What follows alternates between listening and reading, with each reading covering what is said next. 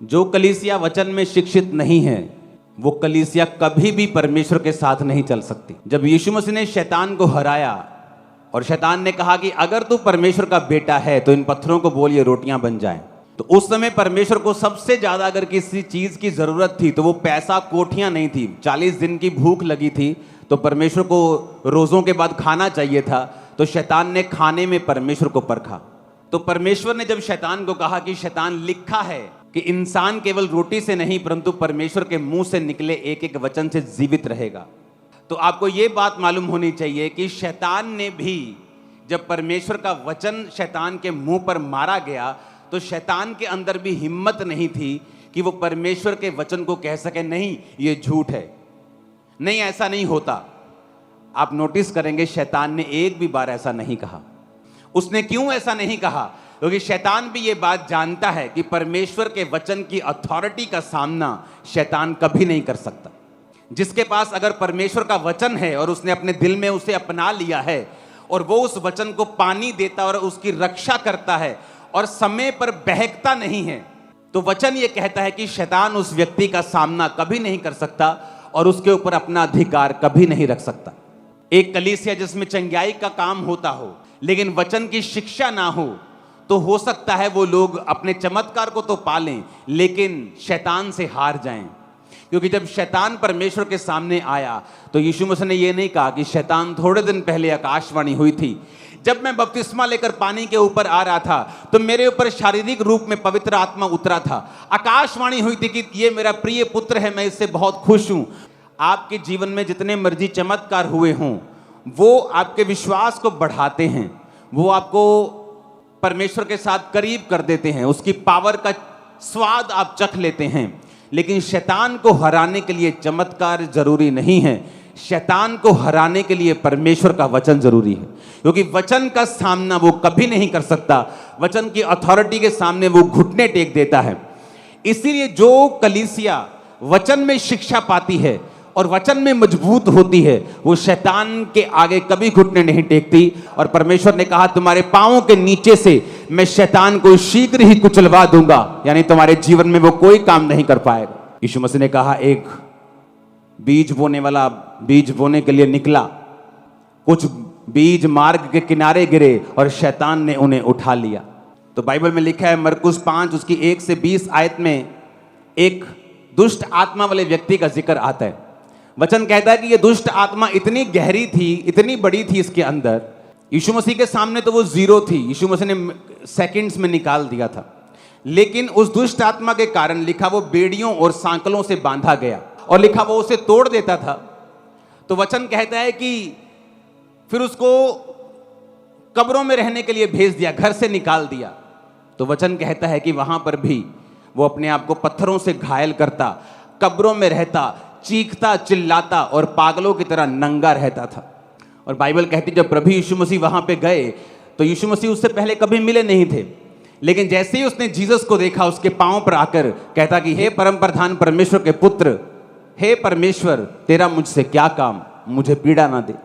और बाइबल कहती यीशु मसीह ने उसे हुक्म दिया कि इन दुष्ट आत्माओं को, जब उससे पूछा तुम कौन हो तो उसने कहा हम सेना बहुत सारी हो गई हैं।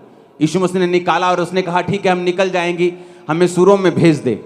सूअर चराना बाइबल के मुताबिक पाप था, वर्जित था।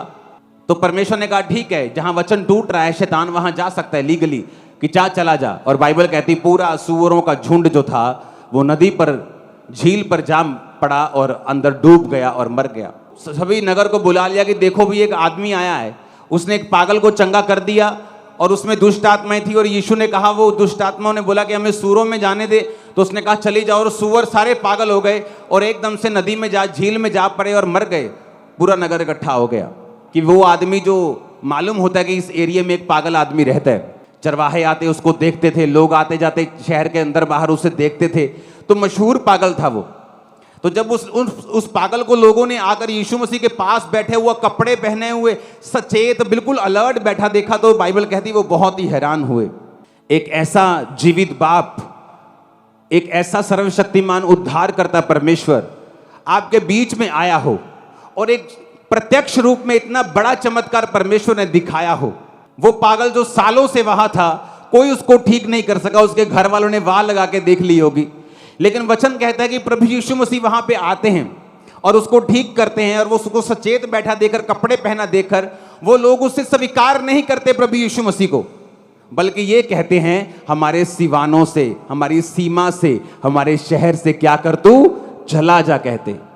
उनके घरों में बीमार होंगे, उनके घरों में भी दुष्ट आत्माओं वाले ग्रसित लोग होंगे, उनकी जिंदगियां भी दुखों से भरी हुई होंगी, लेकिन सामने उद्धारकर्ता को देखकर वही यशाया का वचन पूरा हुआ कि ये देखते हुए भी अंधे हैं, कान रखते हुए भी बहरे हैं, और शैतान ने इनकी आंखों को अंधा कर दिया है, ऐसा ना हो कि ये देखें और फिरें और मैं इन्हें चंगा करूं।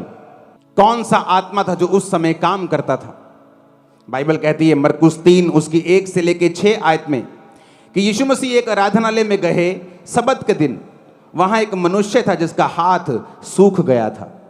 तो 2 आयत में लिखा कि वे प्रभु यीशु मसीह पर दोष लगाने के लिए उसकी घात में लगे हुए थे कि देखो कि वो सबत के दिन चंगा करता है कि नहीं करता।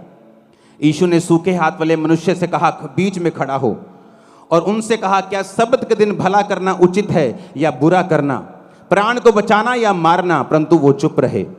उसने उनकी मन की कठोरता से उदास होकर उनको क्रोध से चारों ओर देखा और मनुष्य से कहा अपना हाथ बढ़ा। उसने बढ़ाया और उसका हाथ अच्छा हो गया। तब फरीसी बाहर जाकर हेरोदियों के साथ उसके विरोध में सम्मति करने लगे कि उसे किस प्रकार नष्ट करें। अब यहां पर प्रभु यीशु मसीह ने कोई गाली नहीं निकाली, यीशु मसीह ने यहां पर कोई दंगा नहीं किया, किसी के खिलाफ स्टेटमेंट नहीं दी, किसी को मारा नहीं, किसी को पीटा नहीं, किसी को गाली नहीं दी, बल्कि एक सूखे हाथ वाले व्यक्ति को चंगा कर दिया। चंगा कर दिया तो कहते ले इसने सबत के दिन चंगा कर दिया। तो यीशु मसीह ने कहा अगर तुम्हारी भेड़ सबत के दिन गड्ढे में गिर जाए तो क्या तुम उसको बचाओगे नहीं? तुम्हारी पत्नी अगर पौड़ियों से गिर जाए सबत के दिन, क्या उसको उठाओगे नहीं? क्या सबत के दिन तुम मारोगे या चंगा करोगे? क्या तुम्हारी भेड़ अगर प्यासी है, क्या सबत के दिन उसे पानी नहीं पिलाओगे?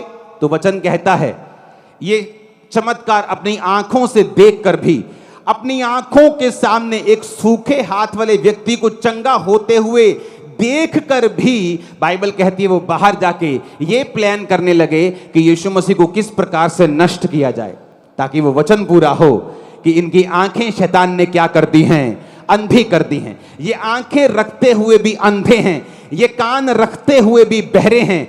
ऐसा ना हो कि ये देखें और सुने और मैं इन्हें चंगा करूं। यीशु मसीह के सामने सदूकी और फरीसी, कौन थे सदूकी और फरीसी? यहोवा की व्यवस्था को मानने वाले, अपने आप को क्रिश्चियन कहने वाले। रोमियों के साथ उनकी साठ गांठ थी। बिजनेसमैन लोग थे, ये बिजनेस चलाते थे, आराधनालय में बिजनेस, स्कूल का बिजनेस, फलाना बिजनेस, ये बिजनेस, सब तरह के बिजनेस वो चला रहे थे रोमी सरकार के साथ मिलके। इसलिए वो नहीं चाहते थे कि रोमी सरकार के साथ हमारा कोई भी पंगा हो और हमारा बिजनेस डाउन हो जाए। इसलिए जब यीशु मसीह भले काम करने लगे, लोगों को चंगा करने लगे, तो लोग यीशु मसीह की ओर मुड़ने लगे।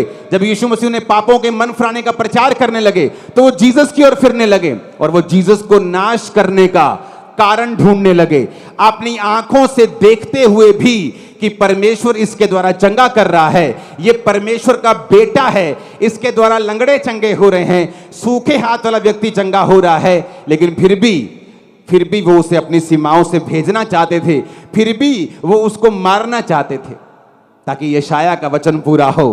कौन सा वचन? जो 38 आयत में लिखा, यशाया ने कहा, ताकि यशाया भविष्यद्वक्ता का वचन पूरा हो कि हमारे समाचार का विश्वास किसने किया, प्रभु का भुजबल किस पर प्रकट हुआ।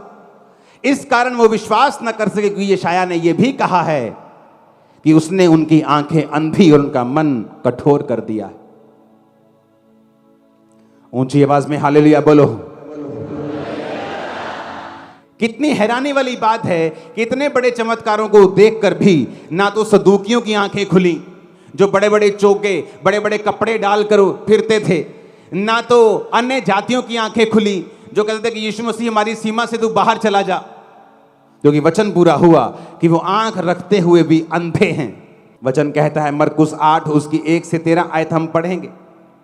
उसमें लिखा है कि प्रभु यीशु मसीह ने बहुत सी भीड़ को सुसमाचार सुनाया।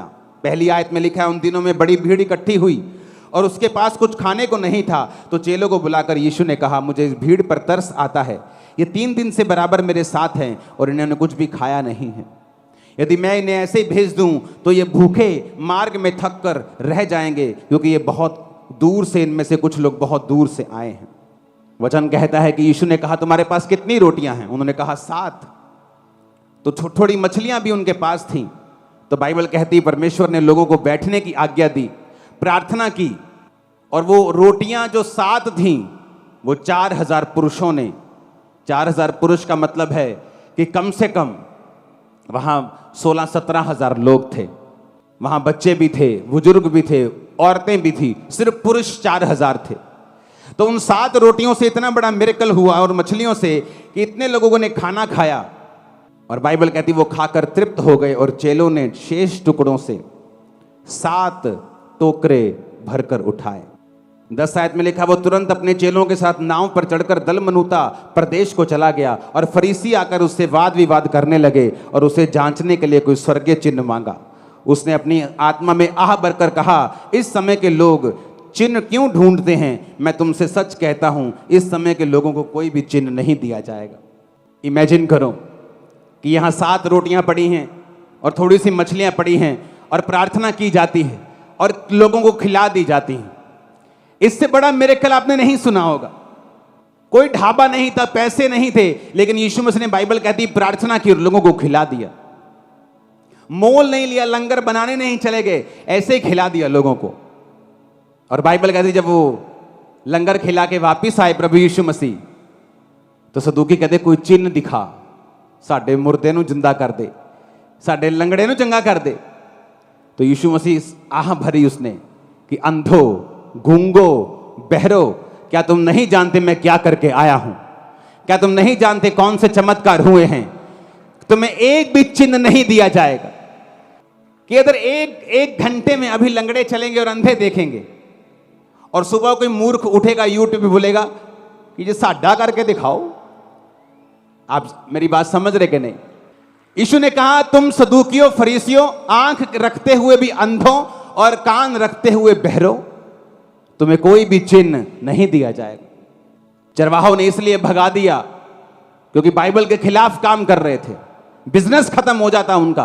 कहते यीशु मसीह हमारी सीमा से चला जा, क्योंकि वचन से ज्यादा हमें बिजनेस प्यारा है। आज तुमको बोलते हुए डर लगता है कि तुम लंगर प्रसाद खा सकते हो क्योंकि तुमको अपना बिजनेस चलाना है, लेकिन जिसको जीसस की आत्मा की अगुवाई में आत्मिक जीवन चलाना है, वो यीशु के सामने घुटने टेकेगा और उसी का लंगर खाएगा। बस वो किसी से डरेगा नहीं, किसी का भय नहीं मानेगा।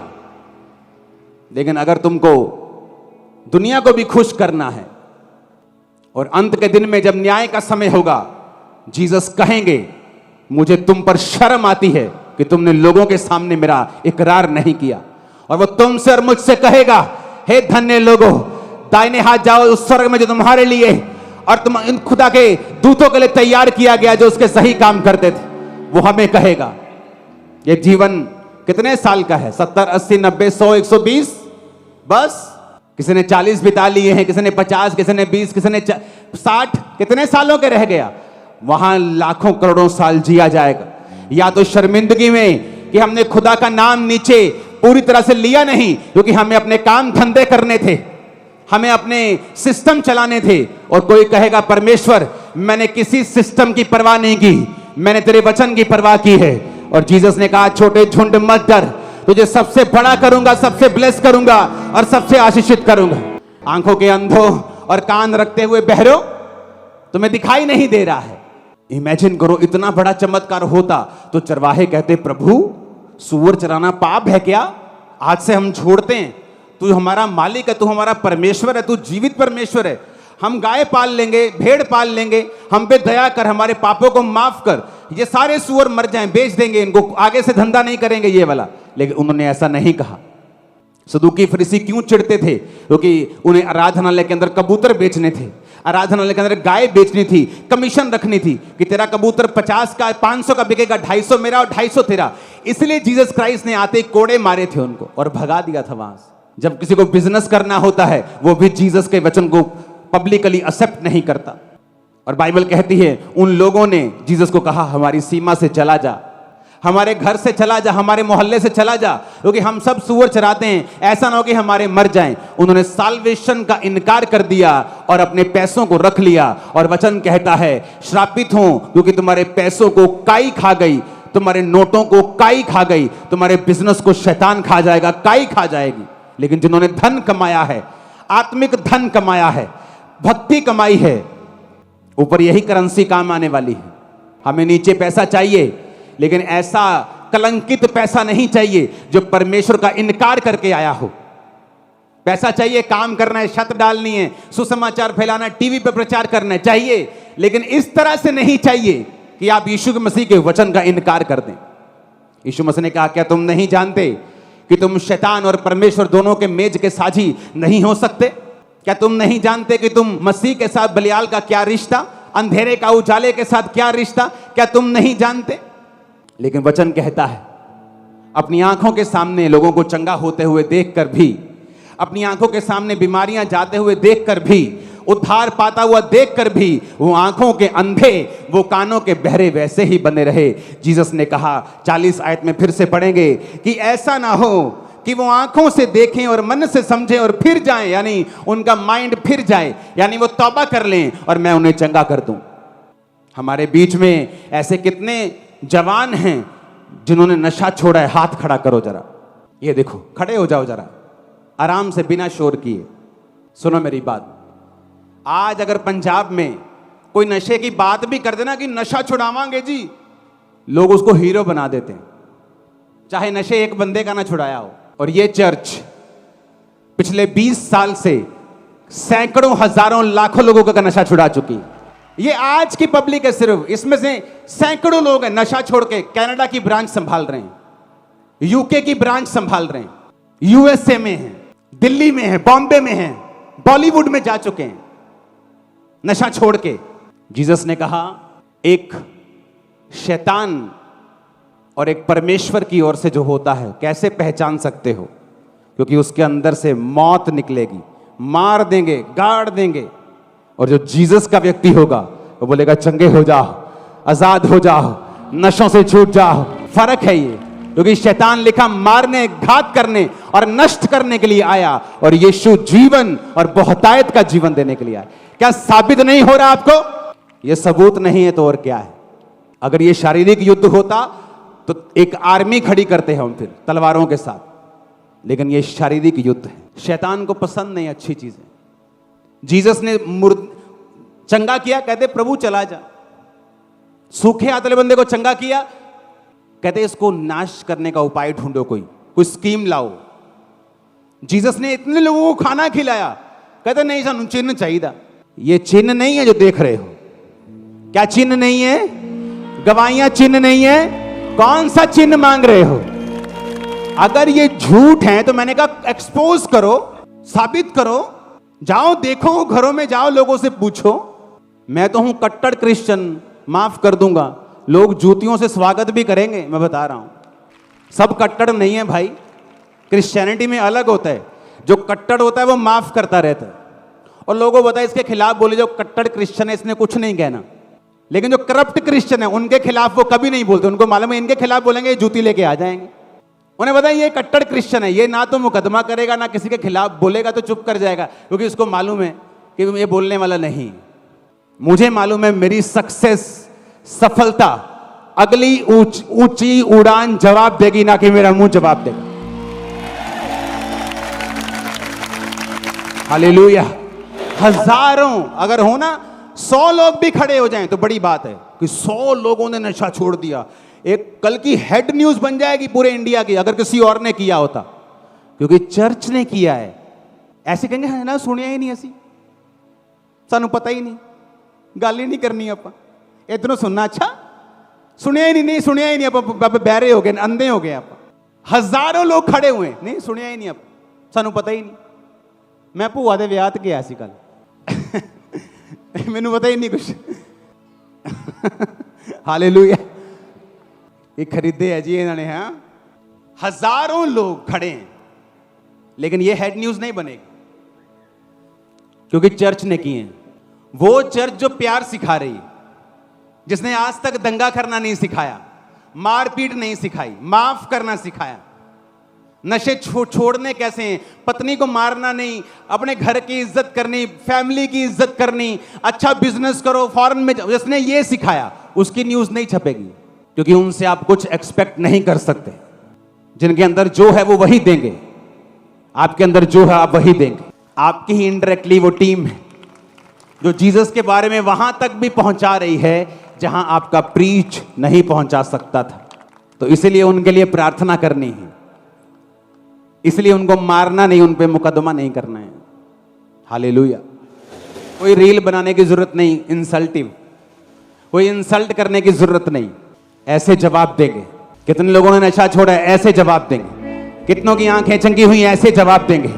कितने लंगड़े चले और कोड़ी शुद्ध हुए, ऐसे जवाब देंगे। आपसे मच्छर ठीक ना हो और चर्च में ऑटिज्म के मरीज ठीक हों, मंदबुद्धि बच्चे ठीक हों, गवाहियां दें, पुराने सर्टिफिकेट डॉक्टर के दिखाएं कि ये मंदबुद्धि था, अब नए सर्टिफिकेट है कि स्कूल में अव्वल आए, प्रथम आए, तो भी तुम यकीन ना करो, क्योंकि तुम देखते हुए भी क्या हो, अंधे, और कान रखते हुए भी क्या हो, बहरे। जो प्रभु यीशु मसीह कर रहे हैं वो होता रहेगा। अगर ये इंसान का काम होता तो कब का बंद हो जाता, लेकिन अगर खुदा का काम है तो कोई इंसान उसको बंद नहीं कर पाएगा। हालेलुया।